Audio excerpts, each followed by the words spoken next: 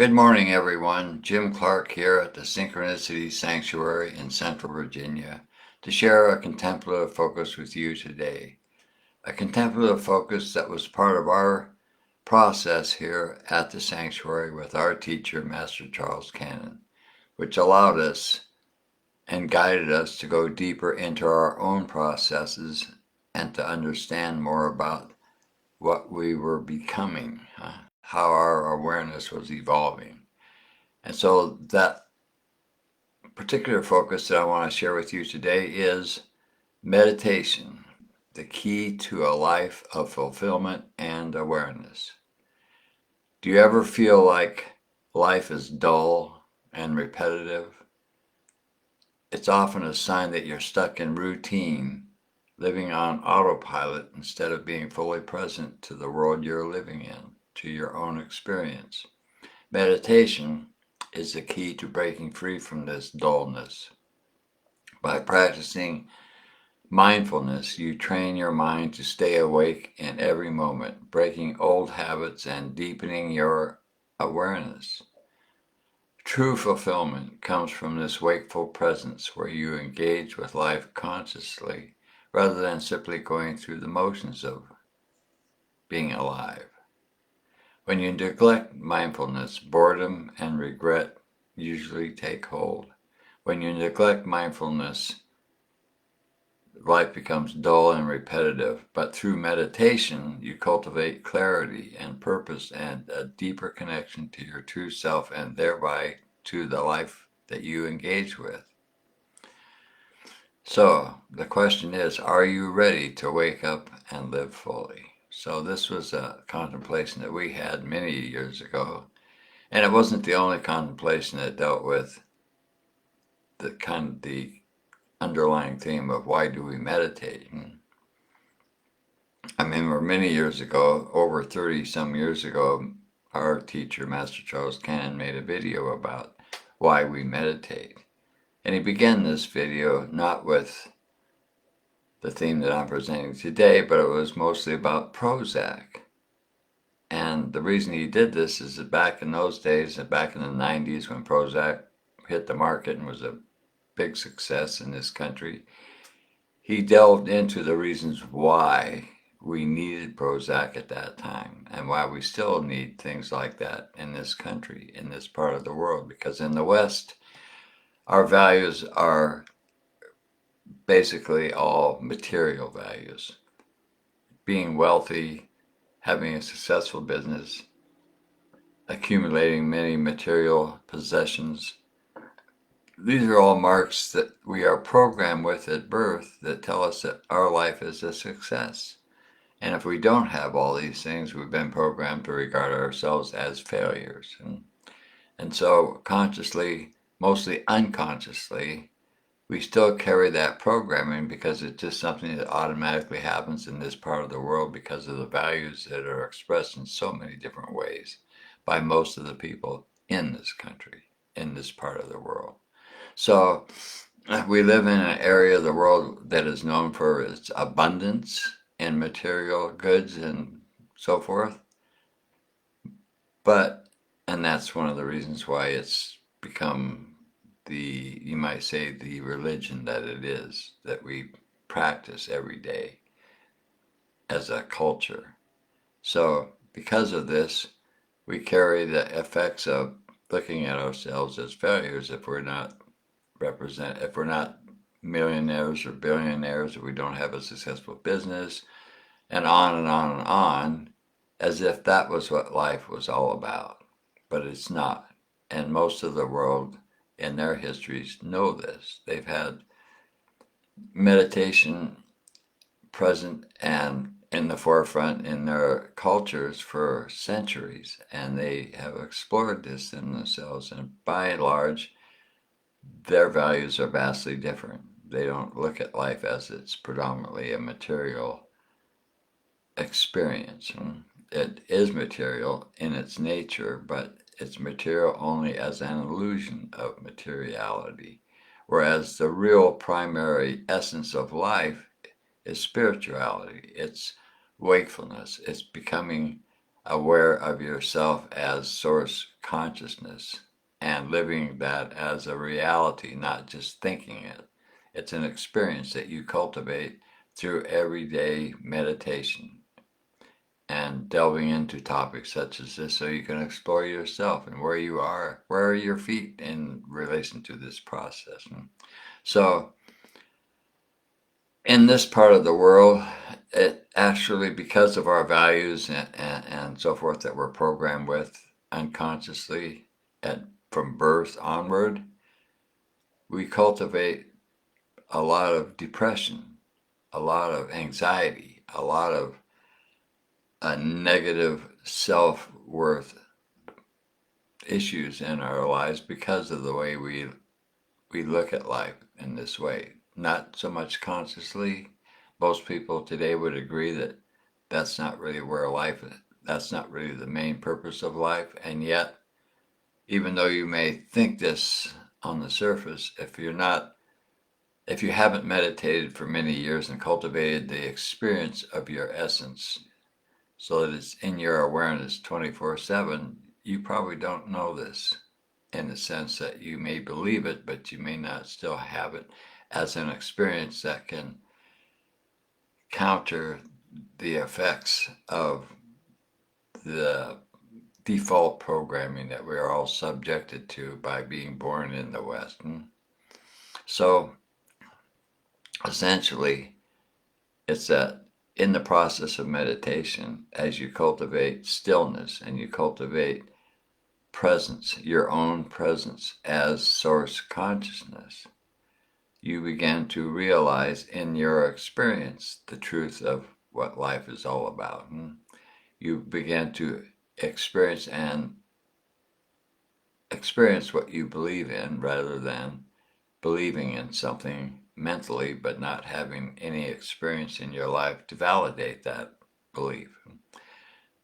And so, in my experience, being here at the sanctuary for 30 some years now and living a life of meditation and holistic lifestyle, it's dominant in my experience all the time. I'm very blessed to be able to have lived this long in such an environment where spirituality and the growth of awareness and presence has been the primary value that has been expressed and practiced here for as long as I've been here.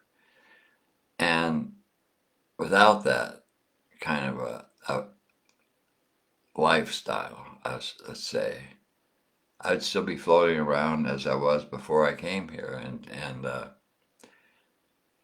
not being satisfied, being basically a depressed individual and not even realizing it because it was the norm. You fit in with society when you're that way because there's so many people in this part of the world that are that way, and so it's hard to notice it. It's kind of like the fabric of our everyday social interactions here. They revolve around physical issues, around physical manifestations that declare us as a success or a failure. And because of this, and especially today, it's as things are sort of falling apart and we're waking up to how extraordinarily corrupt our system has become just from not being wakeful and not being loving, because love is the very nature of who we are.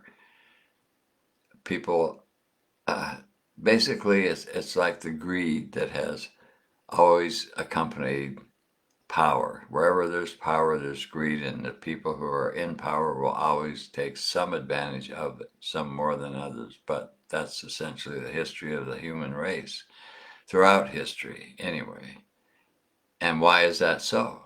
It's so because when you are limited in your awareness, when you are limited to simply living in a flesh and blood body, and you're separate from all those around you because your experience is limited to that kind of a perception of reality, because you have no presence of, you haven't developed your own real presence, your true presence, then fear is the kind of experience that you always have. It's fear-based. So you want more than others in order to be safe from others, in order to have some control over your life. You have to have material wealth. You have to have the choices available to you that most people don't have. And this is the kind of pursuit that is so common that it's not even questioned. Although it may be questioned more today now that we see just how this has affected us as a whole. It's like, where do we go to now? And for most people in the world, that's a question because they don't know. They don't know anything about meditation. They may have never even heard about meditation. Although I'm sure today, because of the internet and so forth, most people are aware that there is such a thing as meditation and holistic lifestyle, and they may start to turn to that more and more, hopefully, because they don't know where else to go. And simply believing in something isn't enough either, because if you can't validate something in your own experience, it's not going to have the power of the truth of who you are. And your own truth, if it has not become into your awareness, will not have that impact either, because it's still hidden from you, simply because the negative polarity, the polarity of illusion, is stronger than the truth of who you are. That's the name of the game here. This is the play of consciousness, where we're pretending to be what we are not. And that is, we're not physical beings, we're not human beings, we're just consciousness, because consciousness is all there really and truly is. Nothing else really exists. And the truth can only ever be itself.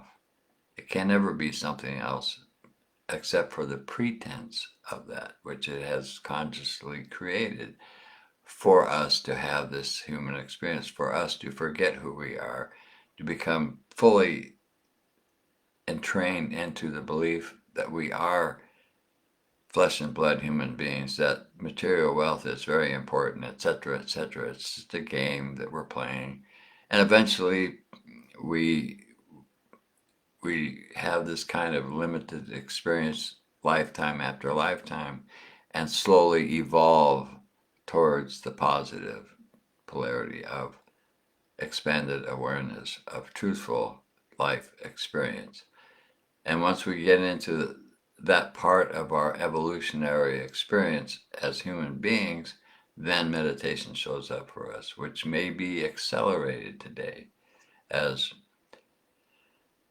global issues become more and more prominent, and they're issues that we recognize as potentially very self-destructive, because if we allow ourselves to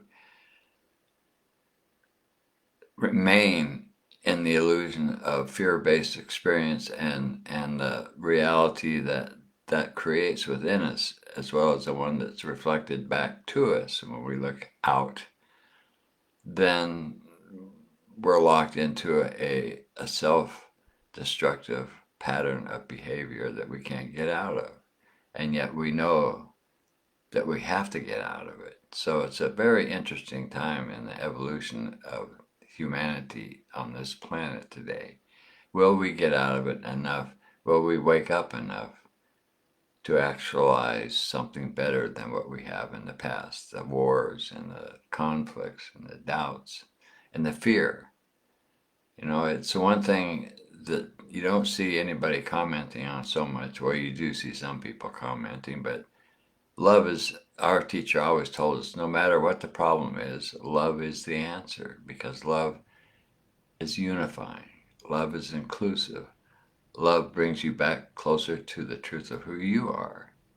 And the more you are true to yourself, so to speak, the more loving you will be, because first you have to learn to love yourself. And if you meditate every day and you cultivate awareness, you will love yourself. You'll experience yourself as source consciousness. You'll have breakthrough moments that will take you to experiences way beyond anything you could ever imagine.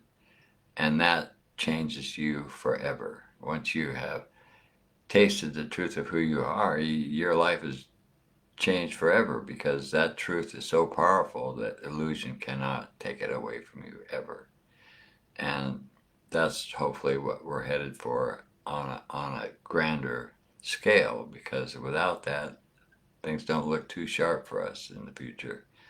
The way we're going right now, where conflict seems to be so dramatic and so present and so all consuming, and yet